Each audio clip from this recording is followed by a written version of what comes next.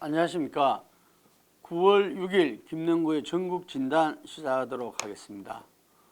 오늘은 제1야당 대표의 단식 농성에 대해서 이야기를 해보도록 하겠습니다. 단식은 그 시점이 중요합니다. 왜 지금 단식인가? 우리 역사적으로 유명했던 단식은 김영삼 대통령의 23일 단식, 광주항쟁 80년 5월 8일이니까 3년 차인 83년 5월 18일 날 단식을 시작했습니다. 민주화 요구를 내걸면서 시작된 단식은 전두환 정권으로부터 많은 양보를 받아냈고, 또 이것이 철통 같았던 전두환 독재 체제에 균열을 일으켜서 1985년 2.12 시민당 돌풍으로 이어졌습니다. 또 한편 우리 역사적으로 떠오르는 게 김대중 대통령 DJ의 13일 단식입니다. 1990년 10월이죠. 제3공화국이 들어오면서 지방자치가 중단되었습니다. 그런데 지방자치를 갖다가 실시할 것을 요구하면서 이루어진 13일간의 단식이었습니다. 그래서 지금 현재 우리 지방자치제가 부활돼서 91년도부터 이 선거를 통해서 지방의원을 뽑고 95년도부터 자치단체장을 뽑아서 오늘에 이르고 있습니다. 이 반면에 실패한 단식들도 있습니다. 이정현 당시 새누리당 대표의 단식은 국정감사 회피용 최순실 국정농단 무마용이다, 이런 식으로 해서 역사적으로는 실패한 단식으로 꼽히고 있습니다. 그 이듬해 한교안 당대표가 지소미아 한일군사정보보호협정 파기 철회, 공수처 설치법 및 공직선거법 개정 반대를 내세우면서 단식 투쟁에 들어가고 삭발투쟁과 장애집회같이 이어갔지만 결과적으로는 2020년 4월 총선의 참패의 결과로 나타납니다. 그 시기와 명분이 결국 그 단식의 성패에 가장 중요하다고 볼 수 있겠죠. 이재명 당대표가 내건 민생 파괴와 민주주의 훼손에 대한 대국민 사죄, 일본 핵 오염수 투기 반대 입장 천명하라, 전면적 국정 쇄신과 개각 단행하라. 저는 이 3대 요구 조건은 현재 전국에 걸맞는 야당 대표의 요구 조건이라고 생각합니다. 그런데 왜 여당으로부터는 산무단식이다, 명분이 없다, 뜬금없다, 원칙 없다, 뜬금포 단식이다 하는 식으로 조롱과 비판을 받고 있습니다. 비명계 일부 의원들을 보고는 조건이 두리뭉실하다, 이렇게 이야기하고 있습니다. 그러면은 단식을 언제 어떻게 하면 중단할 것이냐, 명분 있는 요구 조건을 내걸고 거기에 대해서 100%가 아니더라도 70%가 간철되더라도 출구 전략이 중요한 겁니다. 단식은 시점도 중요한 거고요. 그래서 그 시점을 한번 보십시오. 정기국회 하루 전이었습니다.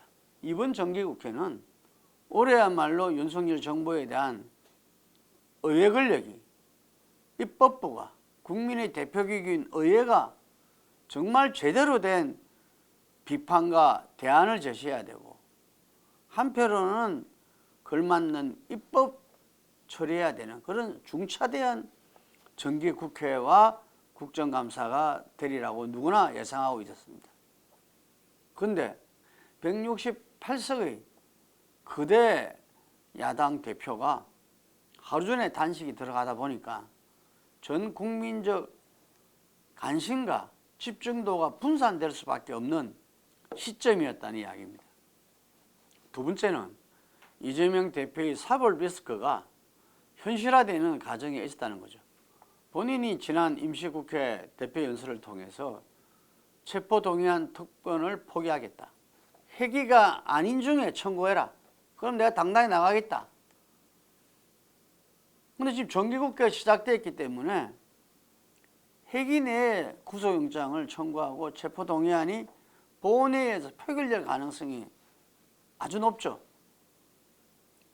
거기에서 가결이냐 부결이냐 가지고 여당과 검찰이 야당을 분열시키려고 한다. 꼼수다. 이런 비판도 있는 가운데 과연 이재명 대표가 1주년 기자회견에서 이 부분에 대한 어떤 답을 내놓을 것이냐.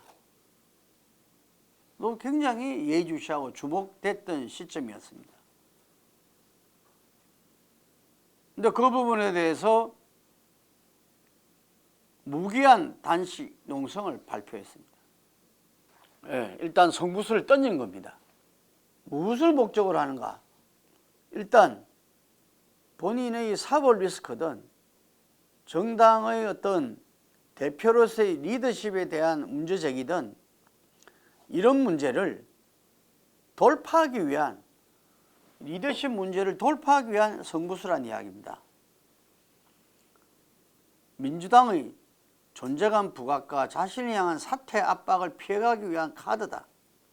전당대회 돈봉투, 김남국 가상자산 의혹에 대한 미흡한 대처, 노인표바 서라만 남긴 김은경 혁신이 등등 리더십에 대한 문제 제기는 계속적으로 제기되었습니다. 이 부분을 투쟁으로서 정면 돌파하겠다는 성부수란 이야기죠. 지지층 결집에 위한 내부 갈등 무모한 효과는 일어나고 있는 듯한 보입니다. 그런데 대중들의 어떤 지지와 결속을 가져오지 못하고 있다.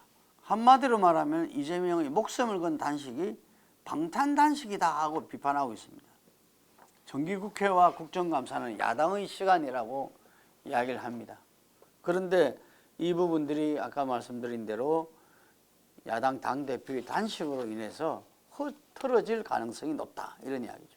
그래서 지금 이재명 대표의 단식은 시기에 있어서 일정 정도 문제 제기가 있을 수 있는 것이고 본인의 사법 리스크와 단식 투쟁을 분리해서 나가야만이 방탄 논란에서 자유로워질 수 있다고 봅니다. 또 한편으로는 메시지가 지금 3대 요구 조건에서 보면은 경제가 없습니다. 물가도 계속적으로 올라가고 그리고 지금 플러스도 무늬만 플러스지 성장률이 불황형 저성장으로서 수출이 감소되는데 수입이 더 감소돼서 플러스인 겁니다. 중국발 경제 위기는 그 규모를 예측할 수 없는 정도이고요. 그래서 지금 경제가 이만큼 어려워서 내일을 볼 수 없는 상황에 수권 정당을 꾀하는 거대 야당의 당대표가 이런 생명을 건 투쟁을 할 때 경제가 빠진 것은 아쉬움이 클 수밖에 없습니다. 윤석열 대통령은 가장 중요한 것은 이념이다. 이념 논쟁, 이념 전쟁을 주창하고 있습니다.